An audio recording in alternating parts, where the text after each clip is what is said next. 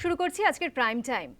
শূন্য পদে নিয়োগের বিজ্ঞপ্তি প্রকাশ করলো এসএসসি। আপনারা জানেন যে আগামী 7ই সেপ্টেম্বর এবং 14ই সেপ্টেম্বর পরীক্ষা হওয়ার কথা আছে, অর্থাৎ যাদের এই প্যানেল বাতিল করা হয়েছিল সেক্ষেত্রে দাঁড়িয়ে সরকারের তরফ থেকে একটি বিজ্ঞপ্তি প্রকাশ করা হয়। সেখানে আগামী 7ই সেপ্টেম্বর এবং 14ই সেপ্টেম্বর নতুন করে পরীক্ষা নেওয়ার ঘোষণা করা হয়েছিল। এবার শূন্য পদে নিয়োগের বিজ্ঞপ্তি প্রকাশ করলো এসএসসি। মোট 35,726 শূন্য পদে নিয়োগের বিজ্ঞপ্তি, নবম দশমে 23,212 শূন্য পদের বিজ্ঞপ্তি এবং 12,514 শূন্য পদের বিজ্ঞপ্তি একাদশ ও দ্বাদশে। 17% ওবিসি তালিকা ধরে শূন্য পদে বিজ্ঞপ্তি প্রকাশ করলো এসএসসি। শূন্য পদে নিয়োগের বিজ্ঞপ্তি প্রকাশ করলো স্কুল সার্ভিস কমিশন। বিজ্ঞপ্তি প্রকাশ করলো স্কুল সার্ভিস কমিশন। মোট 35,726 শূন্য পদে নিয়োগের বিজ্ঞপ্তি প্রকাশ করা হয়েছে। নবম দশমে 23,212 শূন্য পদের বিজ্ঞপ্তি প্রকাশ করা হয় এবং একাদশ ও দ্বাদশে 12,514 শূন্য পদের বিজ্ঞপ্তি প্রকাশ করা হয়েছে। আগামী 7ই ও 14ই সেপ্টেম্বর পরীক্ষা নেওয়ার কথা রয়েছে।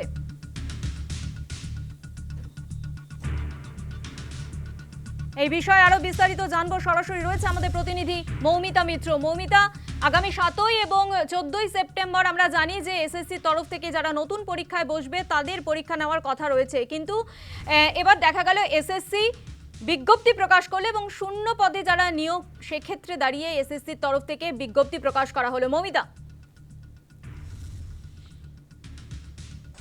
দেখো একেবারেই তাই।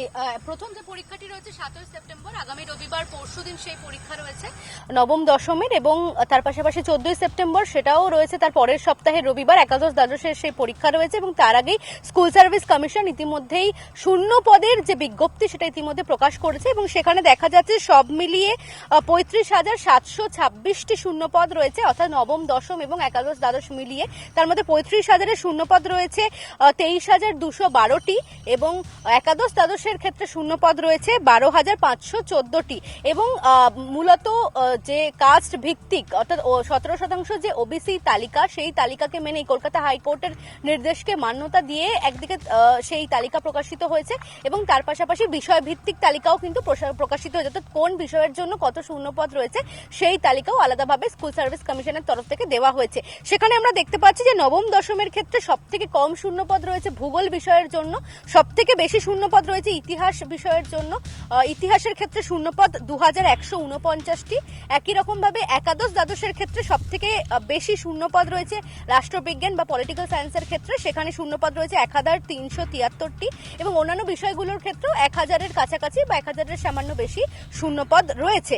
এবং একদিকে যেরকম আমরা দেখছি যে বিরোধীরা অভিযোগ করছে, একেবারে বিরোধী দলনেতা শুভেন্দু অধিকারী গতকাল সরাসরি অভিযোগ করেছেন যে এসএসসির যে পরীক্ষা হতে চলেছে তার প্রশ্নপত্র বাইরে বিক্রি করা হচ্ছে, 50,000 টাকার বিনিময়ে সেই প্রশ্নপত্র বিক্রি করা হচ্ছে। তার অডিও রেকর্ডও তার কাছে রয়েছে, বহু এজেন্টকে নিয়োগ করা হয়েছে এবং সেই আবহে স্কুল সার্ভিস কমিশনের তরফ থেকে কিন্তু স্পষ্টতই দাবি করা হচ্ছে যে দুটি পরীক্ষারই প্রশ্নপত্র সুরক্ষিত রয়েছে, কোনো রকম কোনো বেনিয়মের অভিযোগ তাদের কাছে আসেনি এবং যাতে নির্বিঘ্নে এবং ত্রুটি মুক্তভাবে পরীক্ষার আয়োজন করা যায় তার সমস্ত ব্যবস্থা স্কুল সার্ভিস কমিশন রেখেছে। এবং সেই পরীক্ষার কথা মাথায় রেখেই আজকে স্কুল সার্ভিস কমিশনের তরফ থেকে সেই শূন্য পদের বিজ্ঞপ্তি ইতিমধ্যে প্রকাশ করা হলো, অর্থাৎ নির্দিষ্ট বিষয়ের জন্য যারা আবেদন করেছেন তাদের কোন বিষয়ের বিস্তারিত তালিকা ইতিমধ্যেই প্রকাশ করা হয়েছে এবং সেখানে বিষয়ভিত্তিক তালিকা রয়েছে, তার পাশাপাশি ওবিসি সংরক্ষণকে মাথায় রেখে জাতিগত যে আলাদাভাবে কাস্ট ভিত্তিক যে তালিকা, অর্থাৎ সাধারণ জেনারেল ক্যাটাগরির জন্য বা বিভিন্ন সংরক্ষিত আসনের ক্ষেত্রে কত শূন্যপদ রয়েছে সেই তালিকাও কিন্তু আলাদাভাবে স্কুল সার্ভিস কমিশনের তরফ থেকে দেওয়া হয়েছে। ধন্যবাদ মৌমিতা।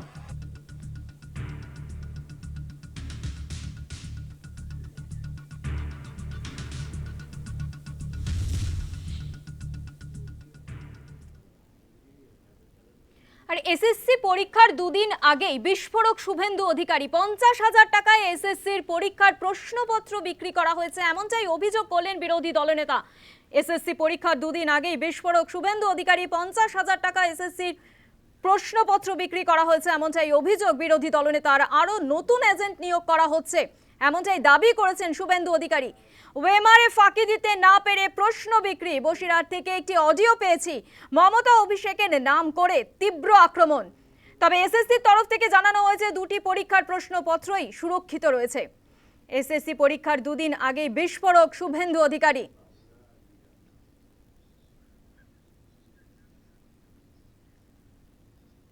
গতকাল বিধানসভার বাইরে চাকরিহারা যোগ্য শিক্ষক সুমন বিশ্বাসের সঙ্গে দেখা করেন বিরোধী দলনেতা। তারপরেই তিনি ঠিক কি অভিযোগ করেছেন শোনাবো আপনাদের।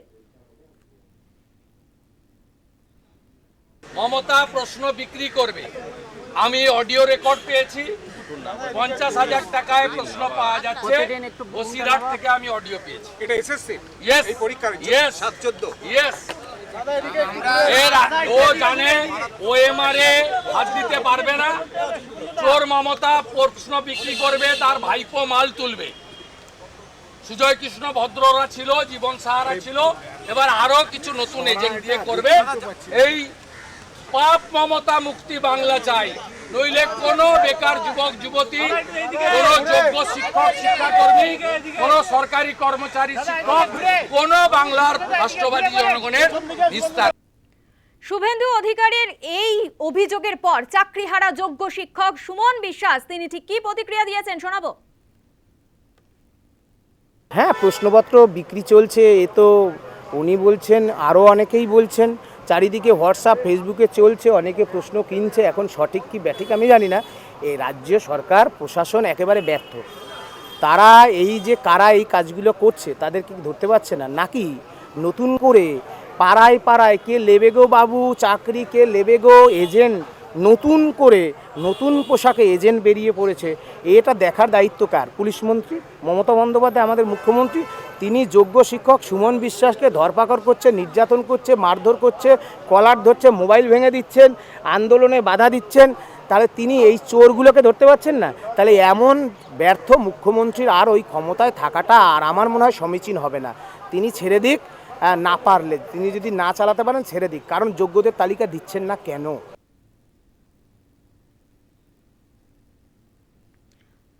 আর এই বিষয়ে কুণাল ঘোষ কি জানিয়েছেন শোনাবো।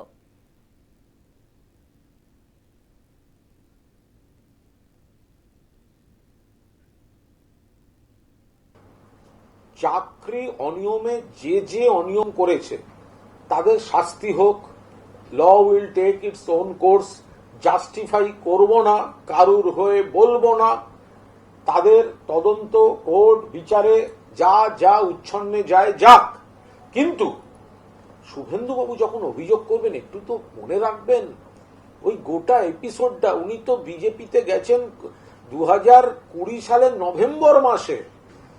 বিতর্কিত সময়টা তো তিনি তৃণমূল কংগ্রেসের একজন শীর্ষ নেতা, মন্ত্রী, একাধিক জেলা তার দায়িত্বে। তো এত কিছু ঘটলো, এত তথ্য নাকি তাই আছে, সেই তথ্যগুলো তখন তার কাছে গেল না। ফলে এই কথাগুলো বলার আগে সেটা তো ভেবে দেখবেন। আপনারা জানেন যে গতকাল বিধানসভায় যে কুরুক্ষেত্রের ঘটনা ঘটে এবং সেক্ষেত্রে দাঁড়িয়ে বিজেপিকেই দায় করলেন অধ্যক্ষ বিমান বন্দ্যোপাধ্যায়। গতকাল যেভাবে তুলকালাম পরিস্থিতি হয় বিধানসভায়, সেক্ষেত্রে বিজেপি অর্থাৎ বিরোধী দলের দিকেই আঙ্গুল তুললেন অধ্যক্ষ বিমান বন্দ্যোপাধ্যায় এবং সেক্ষেত্রে দাঁড়িয়ে বলেছেন যেভাবে মুখ্যমন্ত্রী মমতা বন্দ্যোপাধ্যায় যে সময় বক্তব্য রাখছিলেন এবং সেই সময় তাকে বক্তব্য রাখতে রীতিমতো বাধা দেওয়া হয়। ফের নিশানা অধ্যক্ষ পরিষদীয় মন্ত্রীর।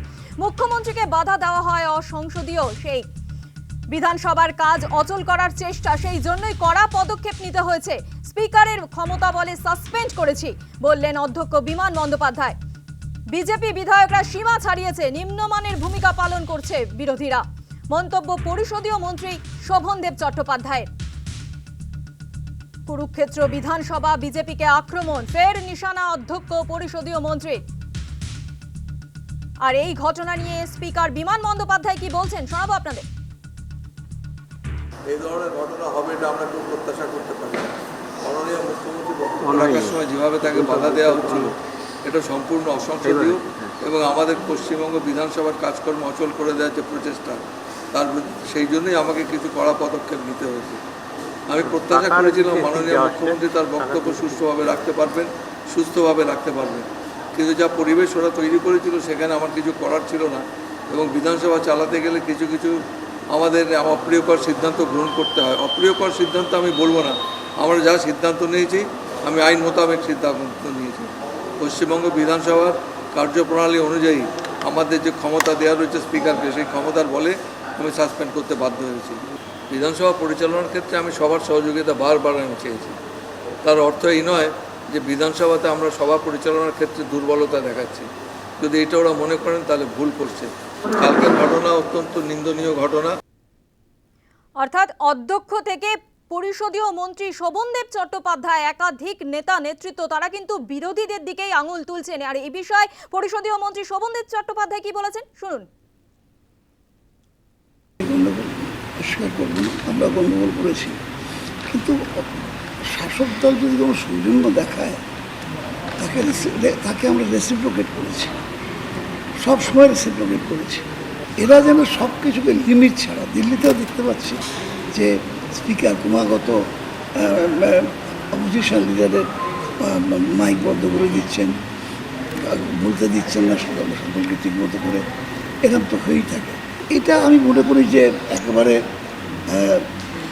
খুব নিম্নমানের ভূমিকা পালন করছেন বিরোধী দল। এটা খুব পরিষ্কার হয়ে গেল যে মুখ্যমন্ত্রীকে বলতে না দেওয়ার জন্যই ওরা এসেছে। ছোটোখাটো ধাক্কাধাক্কিতে যা লেগেছে, কোনো আহত বলে চালিয়ে দেওয়া হয়, ধাক্কা মেরেছে, ধাক্কা মারলে একটু হবে, ধাক্কাতে সে বিশেষ বেরিয়ে যেত, তাহলে হতো না। দিল্লির দাসত্ব করতে গিয়ে এরা এদের সমস্ত মান সম্ভ্রম, তার প্রতি ওদের কোনো শ্রদ্ধা। হাসপাতাল থেকে ছাড়া পেলেন বিধায়ক শঙ্কর ঘোষ। গতকালই তিনি অসুস্থ হয়ে পড়েছিলেন। বিধানসভায় যে তুলকালাম পরিস্থিতির সৃষ্টি হয় তারপরেই অসুস্থ হয়ে পড়েছিলেন বিধায়ক শঙ্কর ঘোষ এবং গতকাল রাতেই তাকে হাসপাতালে ভর্তি করা হয়েছিল। অবশেষে হাসপাতাল থেকে বাড়ি ফিরলেন শঙ্কর ঘোষ। চিকিৎসকরা তাকে বেড রেস্টের পরামর্শ দিয়েছেন। অসুস্থ শঙ্কর ঘোষকে রাজ্যপাল আজ ফোন করেন। শারীরিক পরিস্থিতির খবর নেন সিবি আনন্দ বোস। হাসপাতাল থেকে ছাড়া পেলেন শঙ্কর ঘোষ। গতকাল বিধানসভায় অসুস্থ হয়ে পড়েন তিনি। আপাতত বেড রেস্টের পরামর্শ দিয়েছেন চিকিৎসকরা। এই বিষয়ে আরো বিস্তারিত জানবো। সরাসরি রয়েছে আমাদের প্রতিনিধি প্রীতি পাত্র। প্রীতি, আমরা গতকালই দেখেছিলাম বিধায়ক শঙ্কর ঘোষ তিনি অসুস্থ হয়ে পড়েছিলেন এবং তাকে গতকাল রাত্রেই হাসপাতালে ভর্তি করা হয়। আজ তিনি ছাড়া পেলেন। তার এখন শারীরিক কন্ডিশন কেমন রয়েছে? দেখো, শারীরিকভাবে আপাতত তিনি সুস্থ রয়েছেন এবং তিনি জানাচ্ছেন চিকিৎসকের পক্ষ থেকে কিন্তু পরামর্শ দেওয়া হয়েছে 4 থেকে 5 দিন তাকে বেড রেস্টে থাকতে হবে। এবং তিনি আরও জানাচ্ছেন তার মাথায়, হাতে এবং পায়ে কিন্তু আঘাত লেগেছে। যেভাবে কালকে বিধানসভায় আমরা দেখেছিলাম হই হট্টগোল বাঁধে এবং তারপরেই শঙ্কর ঘোষ তাকে সাসপেন্ড করা হয়। তিনি যখন বিধানসভার ভেতর থেকে তিনি যখন বাইরে বেরিয়ে আসতে চাননি, তখন তাকে মার্শালরা তাকে টেনে হিঁচড়ে বাইরে বের করিয়ে নিয়ে আসেন এবং তখনই কিন্তু তিনি অসুস্থ হয়ে পড়েন এবং তারপরেই তাকে মুচিপাড়ার একটি বেসরকারি হাসপাতালে সেখানে নিয়ে যাওয়া হয় এবং গতকাল থেকে কিন্তু সেখানেই তিনি চিকিৎসাধীন ছিলেন। এবং শঙ্কর ঘোষ তিনি বলছেন যে অক্ষত অবস্থায় তিনি যে হাসপাতালে আসতে পেরেছেন সেটাই অনেক। যেভাবে তাকে টেনে হিঁচড়ে বের করা হয়েছিল সেক্ষেত্রে তিনি যে আরও অসুস্থ হয়ে পড়েননি তার জন্য তিনি এছাড়াও তিনি এদিন স্পিকারের উদ্দেশ্যে বলেন। ইতিমধ্যে আমরা জানি স্পিকার বিমান বন্দ্যোপাধ্যায় তিনি জানিয়েছেন যে গতকাল যে ঘটনা ঘটেছিল সমস্তটাই বিজেপি বিধায়করা তারাই ঝামেলার সৃষ্টি করেছেন। এবং এ বিষয়ে এদিন শঙ্কর ঘোষ তিনি হাসপাতাল থেকে ছাড়া পাওয়ার পর তিনি বলেন যেহেতু স্পিকার তিনি একজন বর্ষিয়ান রাজনীতিবিদ, সেক্ষেত্রে তাকে মিথ্যেবাদী বলা যায় না, তবে গোটা বিষয়টি তিনি অসত্য বলছেন এবং যে ঘটনা গতকাল বিধানসভায় ঘটেছে গোটা বিষয়টি ইতিমধ্যে কেন্দ্রীয় নেতৃত্বকে তুমি আমাদের সঙ্গে থাকো প্রীতি। আপনাদের শোনাবো যে গতকালের ঘটনা এবং স্পিকার ও পরিষদীয় মন্ত্রী যে মন্তব্য করেছেন তার পরিপ্রেক্ষিতে শঙ্কর ঘোষ কি বলেছেন। স্পিকার সাহেব বর্ষিয়ান রাজনীতিবিদ, মিথ্যেবাদী তো বলতে পারি না। আমি শুধু বলছি যে উনি অসত্য কথা বলছেন। আমি স্পিকার সাহেবের উদ্দেশ্যে বলছি, আপনি যদি আমি কোথাও ভুল বলে থাকি তাহলে আমি রাজনীতি ছিলাম। ওনার দায়বদ্ধতা মুখ্যমন্ত্রীকে একা বলতে দিতে, তো ওটা যেহেতু চ্যালেঞ্জের মুখে পড়ে গেছে, নাহলে 16-17 জন মার্শাল কালকে যেভাবে আমার উপর অত্যাচার করেছে ওগুলো সভ্য মানুষ করে। প্রীতি, পাশাপাশি তোমার কাছে জানতে চাইবো যে অগ্নিমিত্রা পাল তিনিও কিন্তু গতকাল অসুস্থ হয়ে পড়েন এবং তিনিও হাসপাতালে ভর্তি হন। এখন তার শারীরিক অবস্থা কেমন রয়েছে?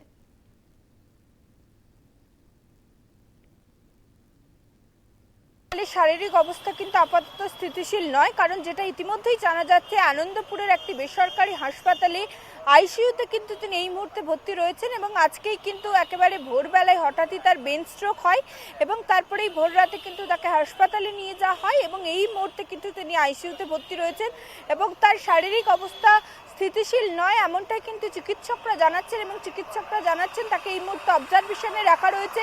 তিনি মানসিকভাবে অত্যন্ত উত্তেজিত, সেক্ষেত্রে আবারও যাতে নতুন করে কোনো রকম স্ট্রোক না আসে সেই দিকে একদিকে যেমন নজরদারিতে রাখা হচ্ছে, তার পাশাপাশি কিন্তু এই মুহূর্তে তাকে আইসিইউতে ভর্তি করে রাখা হয়েছে। স্বপ্না। একদমই প্রীতি, ধন্যবাদ তোমাকে। রাস্তায় গড়াগড়ি খাচ্ছে পাকিস্তানের নোট এবং এই ঘটনায় রীতিমতো চাঞ্চল্য ছড়ায় কোচবিহারের মেখলিগঞ্জে। এই ঘটনায় রীতিমতো চাঞ্চল্য ছড়ায় কোচবিহারের মেখলিগঞ্জে। রাস্তা থেকে মিলেছে দুটি নোট, একটির মূল্য 100 টাকা এবং অপরটি 10 টাকা। ব্যাপক চাঞ্চল্য রানীরহাট বাজারে। এ বিষয়ে আরো বিস্তারিত জানবো, ফোন লাইনে রয়েছে আমাদের প্রতিনিধি হীরক রায়।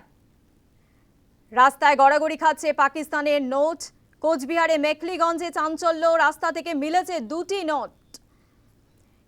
হীরক, রাস্তায় গড়াগড়ি খাচ্ছে পাকিস্তানের নোট এবং কিভাবে এই নোট এলো কি জানা যাচ্ছে?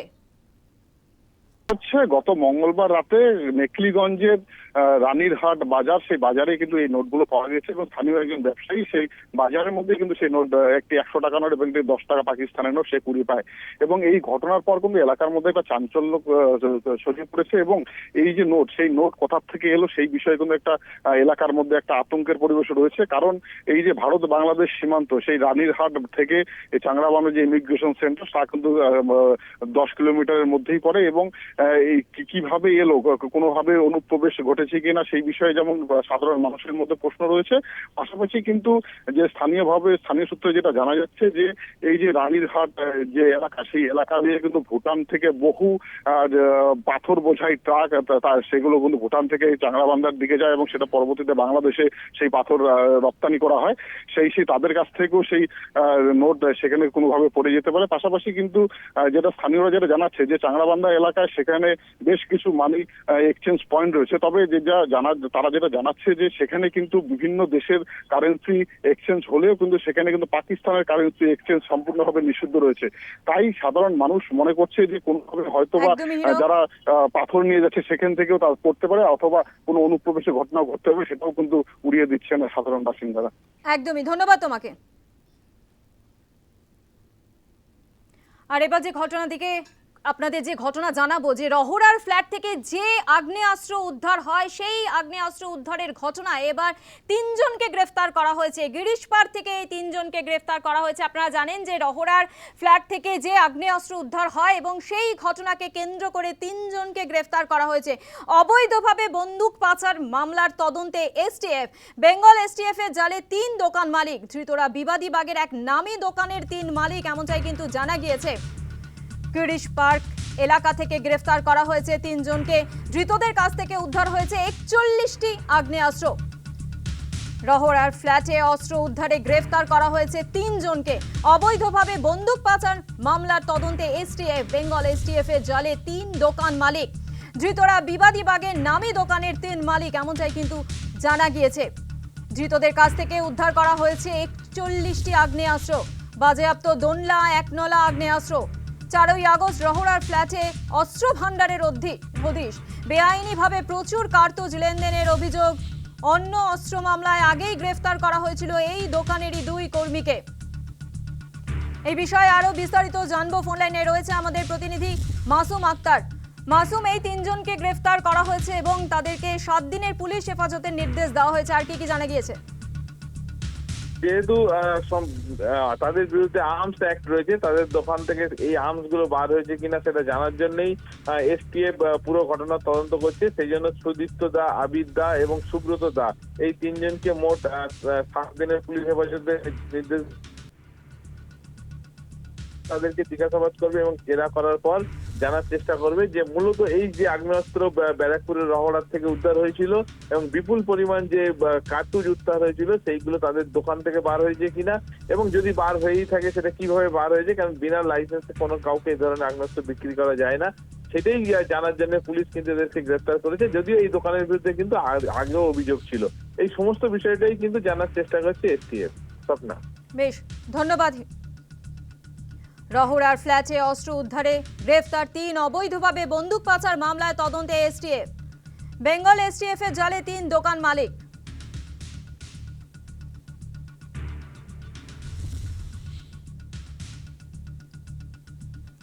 আর এই বিষয়ে কি বলছেন প্রাক্তন পুলিশ কর্তা সত্যজিৎ বন্দ্যোপাধ্যায়, শোনাবো। আইনি দোকানে বেআইনি অস্ত্র রাখার কোনো সিস্টেমই নেই। যে কোনো বৈধ দোকানে যে আর্মসের যে দোকান আছে সেখানে তাদের কাছে একটা স্টক রেজিস্টার মেনটেন করতে হয়। স্টক রেজিস্টারের মধ্যে লিপিবদ্ধ থাকে যে কটা কোন আর্মস আছে, কোন আর্মস কোথায় আছে এবং কতটা রিভলভার আছে, কপিস গুলি আছে, কপিস বন্দুক আছে, কপিস গুণলা বন্দুক আছে, রিভলভারের অ্যামুনিশন কত আছে, বন্দুকের গুলি কত আছে, এগুলো প্রত্যেকটা জিনিস স্টকের মধ্যে থাকবে এবং যখন বিক্রি হবে তখন সেগুলো ওইখানটা কেটে দিয়ে বলতে হবে যে এতগুলো বিক্রি হয়েছে। এই প্রত্যেকটা জিনিস এই স্টক রেজিস্টার গুলো মেনটেন করতে হয় এবং এটা ডিপার্টমেন্টের যারা রয়েছেন তার এয়ারমার্ক অফিসাররা সাইমেন্টিনিয়াসলি চেক করেন, 15 দিন পর পর চেক করে। তো এখন প্রশ্ন হচ্ছে আমার যে এগুলোকে যদি না চেক করা যায় তাহলে কিন্তু এদের এই রমরমা বাজারটা থাকবেই। এই রকম ভাবে এই যে অস্ত্র বাইরে কিংবা গুলি বাইরে কিংবা অ্যামুনিশন বাইরে, সে রিভলভারেরই হোক আর বন্দুকেরই হোক, সেগুলো তো অবৈধ উপায়ে বাইরের ক্রিমিনালরা ব্যবহার করবে। একটা অস্ত্র, একটা গুলি মানে একটা লোকের প্রাণ। নজরদারিতে গাফিলতি না থাকলে এটা তো সম্ভব হবে না। সেই জন্য হচ্ছে ব্যাপারটা এখন যেগুলো দেখতে হবে যে কোথায় কোথায় দিয়েছে, এগুলো রিকভারি করতে হবে।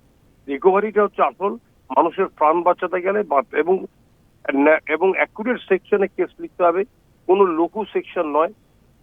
অ্যাকুরেট সেকশনে কেস লিখে তাদেরকে খুব দ্রুত চার্জশিটের মধ্যে তদন্ত করে চার্জশিটের মধ্যে আনতে হবে। আগামী মঙ্গলবারই কি খুলবে চিংড়িঘাটার জট? মেট্রো অরেঞ্জ লাইন থমকে আছে চিংড়িঘাটায় মেট্রোর কাজের অনুমতি না পাওয়ায়। আদালতের নির্দেশে আগামী মঙ্গলবার বৈঠকে বসছেন সংশ্লিষ্ট সমস্ত পক্ষ। আরভিএনএল এর অভিযোগ, রাজ্যের তরফে অনুমতি না মেলায় মাত্র 3টি পিলারের কাজে অসম্পূর্ণ রয়েছে, যার ফলে অসুবিধায় পড়তে হচ্ছে সাধারণ মানুষকে। চিংড়িঘাটা মোড়ের কাছে মাত্র 366 মিটার অংশের কাজ বাকি থাকায় সম্পূর্ণ হচ্ছে না মেট্রোর অরেঞ্জ লাইন প্রকল্প। কবি সুভাষ থেকে বেলেঘাটা স্টেশন পর্যন্ত মেট্রো পরিষেবা চালু হয়ে গেছে। চিংড়িঘাটের কাজ সম্পূর্ণ হলে বিমানবন্দর পর্যন্ত সম্প্রসারিত হতে পারে মেট্রোর অরেঞ্জ লাইন। সেক্ষেত্রে ইস্ট ওয়েস্ট লাইনের মতোই এই লাইন ব্যবহার করে উপকৃত হবেন অসংখ্য মানুষ। এর আগে আরভিএনএল এর পক্ষ থেকে অভিযোগ করা হয়েছিল, রাজ্যের তরফে অনুমতি না মেলায় মাত্র 3টি পিলারের কাজ অসম্পূর্ণ রয়েছে। মেট্রো কর্তৃপক্ষের দাবি, এই কাজের জন্য সপ্তাহান্তে 3 দিন সন্ধ্যা থেকে রাত পর্যন্ত অন্তত 12 ঘন্টা সময় পেলেই এই কাজ সম্পূর্ণ করা যাবে। হ্যাঁ, কিছু আছে, লিগ্যাল কিছু ইস্যু আছে, সেগুলো সেটেল হবে। একটা সেটেলমেন্টের ব্যাপার আছে। আজকে রাত্রি থেকে হওয়ার কথা, দেখা যাক আজকে হবে না কালকে হবে, সেটা একটা কথা হচ্ছে। মানে ইস্যু তো হয়ে গেছে, এবার কে কার সঙ্গে উপরতলায় কি কথা বলছে আমরা বলতে পারবো না। চিংড়িঘাটা মোড়ের যান চলাচল এবং বিকল্প রাস্তায় গাড়ি চলাচলের ক্ষেত্রে রাজ্য সরকার পদক্ষেপ না করায় এই কাজ সম্পূর্ণ করতে পারছে না মেট্রো রেল কর্তৃপক্ষ, যার ফলে অসুবিধায় পড়তে হচ্ছে সাধারণ মানুষকে। এদিকে দীর্ঘ কয়েক বছর ধরে মেট্রোগুলির পিলার রাস্তার ওপর দাঁড় করানো রয়েছে একইভাবে। বেহাল রাস্তায় একদিকে দীর্ঘ সময় জ্যাম, ফলে ঘন্টার পর ঘন্টা জ্যামে আটকে ভিড় বাড়ছে চিংড়িঘাটার রাস্তায়।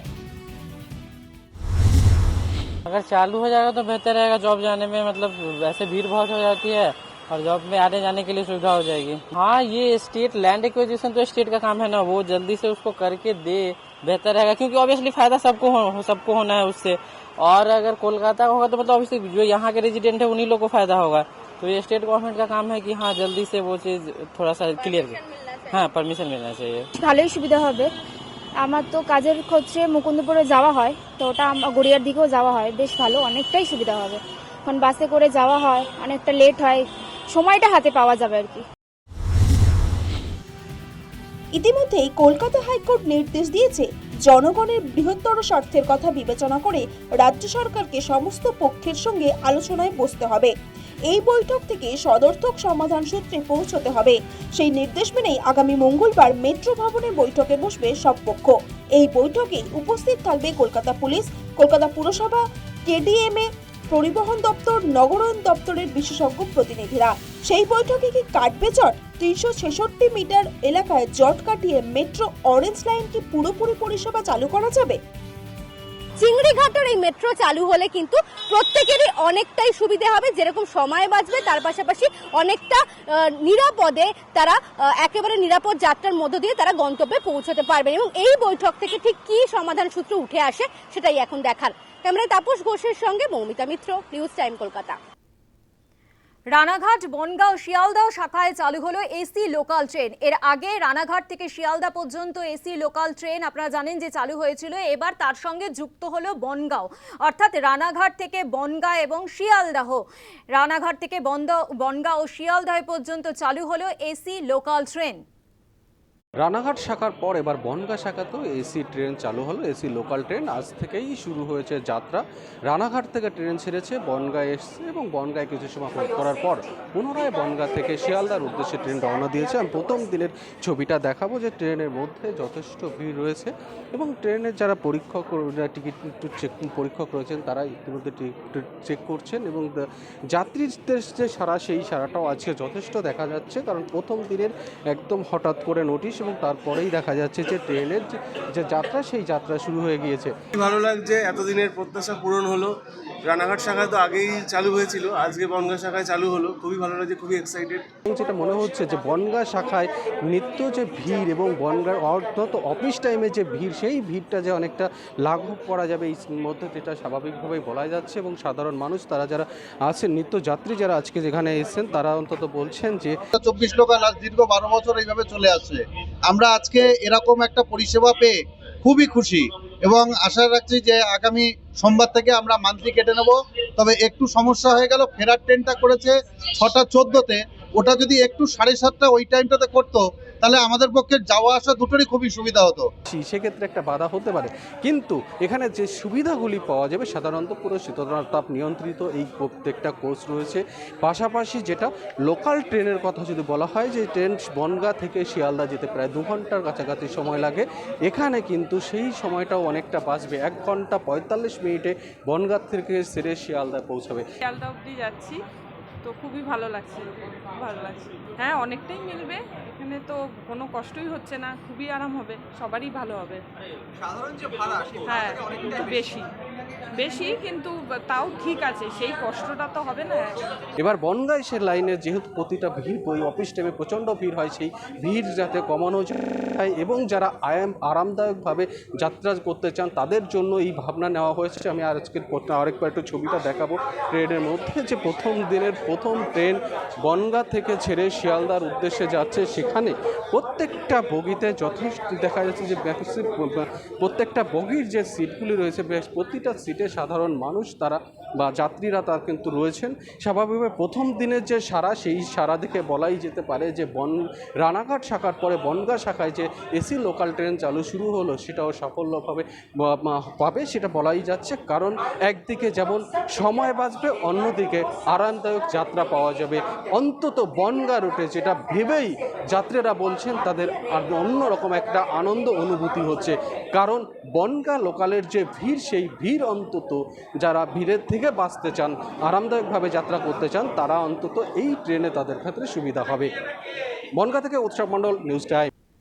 আর এবার যে খবরের দিকে নজর রাখবো, এক সন্দেহভাজন ইন্দোনেশিয়ান মহিলাকে আটক করা হয়েছে। ভারত নেপাল সীমান্তে ওই মহিলা ঘোরাঘুরি করছিলেন এমনটাই জানা গিয়েছে। শিলিগুড়ির পানি ট্যাঙ্কি থেকে আটক করা হয়েছে ওই মহিলাকে, এসএসবিরা আটক করেছেন ওই মহিলাকে। এই বিষয়ে আরও বিস্তারিত জানবো। ফোন লাইনে রয়েছে আমাদের প্রতিনিধি লক্ষণ শীল। লক্ষণ, এই মহিলা, এই ইন্দোনেশিয়ান মহিলা, তিনি ঠিক কি করছিলেন, কেন তাকে গ্রেফতার করা হয়েছে? দেখো, গতকাল শিলিগুড়ি মহকুমার যে ভারত নেপাল সীমান্ত আছে, সেই সীমান্ত এলাকা দিয়ে উনি ঘোরাফেরা করছিলেন।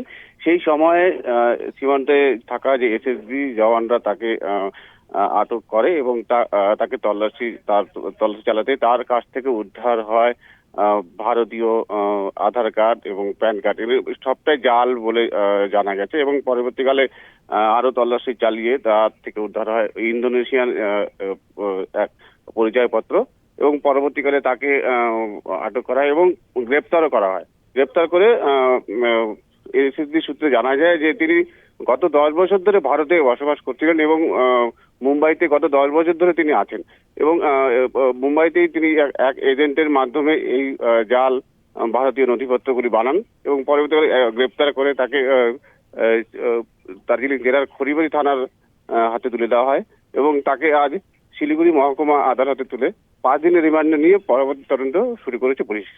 ধন্যবাদ লক্ষণ। সন্দেহভাজন ইন্দোনেশিয়ান মহিলাকে আটক করা হয়, আটক করেছে এসএসবি। শিলিগুড়ির পানি ট্যাঙ্ক থেকে আটক করা হয় ওই মহিলাকে। ভারত নেপাল সীমান্তে ঘোরাঘুরি করছিলেন ওই মহিলা, নিজেকে ভারতীয় নাগরিক বলে পরিচয় দিত সে।